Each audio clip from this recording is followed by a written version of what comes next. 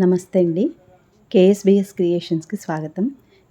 ఈరోజు నేను చూపించబోయే రెసిపీ వచ్చేసి హై ప్రోటీన్ కలిగిన శనగలతో ఒక స్నాక్ ఐటమ్ అండి. చాలా టేస్టీగా ఉంటుంది. ఎన్ని తిన్నా కూడా తినాలనిపిస్తుంది. దీనికోసం ముందుగా శనగల్ని నైట్ అంతా నానబెట్టుకోవాలి, లేదా ఒక 8 అవర్స్ వరకు నానబెట్టుకోవాలి. నానబెట్టుకున్న వాటిని కుక్కర్లో వేసి కొద్దిగా ఉప్పు వేసి నీళ్లు పోసి ఉడికించుకోవాలి. ఇలా ఒక 70% ఉడికితే సరిపోతుందండి. మరీ మెత్తగా ఉడకవలసిన అవసరం లేదు. ఇప్పుడు ఈ శనగల్ని వాటర్ అంతా తీసేసి ఒక బౌల్లో వేసుకోవాలి. ఇందులోనే రుచికి తగినంతగా ఉప్పు వేసుకోవాలి. ఆల్రెడీ ఉప్పు వేసి ఉడికించుకున్నాం కదా, ఇక్కడ కొద్దిగా వేసుకుంటే సరిపోతుంది. కొద్దిగా పసుపు, 1 స్పూన్ వరకు కారం వేసుకోవాలి. 1 స్పూన్ ధనియాల పొడి, కొద్దిగా అల్లం వెల్లుల్లి పేస్ట్ వేసుకోవాలి. ఇప్పుడు 1 స్పూన్ వరకు గరం మసాలా, అలాగే కొన్ని కరివేపాకు రెబ్బల్ని వేసుకొని ఒక్కసారి కలుపుకోవాలి. ఇవన్నీ కూడా ఈ శనగలకు పట్టేలాగా ఒకసారి కలుపుకోవాలి. ఇప్పుడు ఇందులోనే ఒక 2-3 చెంచాల వరకు శనగపిండిని వేసుకోవాలి. అలాగే 1 చెంచా వరకు కార్న్ఫ్లోర్ని కూడా వేసుకోవాలి. కార్న్ఫ్లోర్ని వేసుకోవడం వల్ల మనకి ఇవి క్రిస్పీగా వస్తాయి.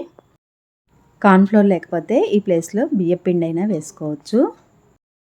ఇప్పుడు ఈ శనగపిండి, కార్న్ఫ్లోర్ కూడా ఈ శనగలకు పట్టేలాగా కలుపుకోవాలి. నాకు ఇక్కడ గిన్నె ఇరుకైపోయింది. నేను వేరే గిన్నెలోకి మార్చుకున్నానండి, ఇలా వెడల్పుగా ఉన్న బేసన్లోకి. ఇప్పుడు దీంట్లోకి కొద్దిగా వాటర్ చల్లుకోవాలి. మనం శనగలు ఉడికించిన వాటర్ ఉన్నాయి కదా, అవే వేసుకుంటున్నాను. దీంట్లోకి వాటర్ ఎక్కువగా పట్టవండి. ఒక 2-3 చెంచాల మందం వేసుకుంటే సరిపోతుంది. ఇవి పొడి పొడిగానే కలుపుకోవాలి. మనం వేసిన పిండి శనగలకు పట్టడం కోసమే కొద్దిగా వాటర్ చల్లుకుంటే సరిపోతుంది. ఈ విధంగా పొడి పొడిగా కలుపుకోవాలి. ఇప్పుడు ఆయిల్ బాగా కాగిన తర్వాత స్టవ్ తగ్గించి వీటిని ఇందులో ఒక్కొక్కటిగా వేసుకోవాలి. కొంచెం ముద్దగా అయినా వేసుకోవచ్చు, లేదా ఒక్కొక్కటిగా విడివిడిగా అయినా వేసుకోవచ్చండి. పొడి పొడిగానే కలుపుకున్నాం కాబట్టి మనకి గింజలు అనేది విడివిడిగా వస్తాయి చక్కగా.